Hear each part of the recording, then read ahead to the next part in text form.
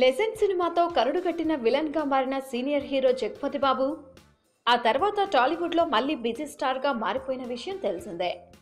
Legend తర్వాత villain గా నటించి మళ్ళీ హీరో రోల్స్ కూడా చేస్తున్న జగపతి బాబు తన కెరీర్ మళ్ళీ గాడిలో పడిందని సంతృప్తిగా ఉన్నాడు.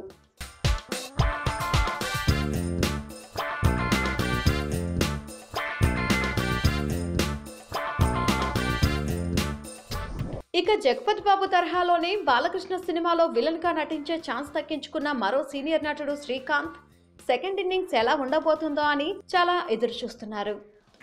బాలకృష్ణ కెఎస్ రవికుమార్ కలయికలో తెరకెక్కబోయే సినిమాలో విలన్ గా నటించబోతున్న శ్రీకాంత్ కు ఈ అవకాశం రావడానికి అసలు కారణం మరో సీనియర్ నటుడు రాజశేఖర్ అని తెలుస్తోంది.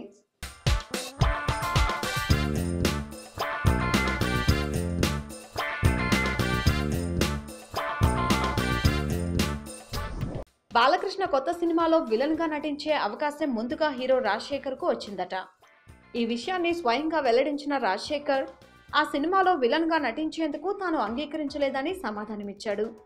మరోవైపు రాజశేఖర్ తనకు వచ్చిన మంచి అవకాశాన్ని మిస్ చేసుకున్నాడని కొందరు చెవులు కొరుక్కుంటున్నారు.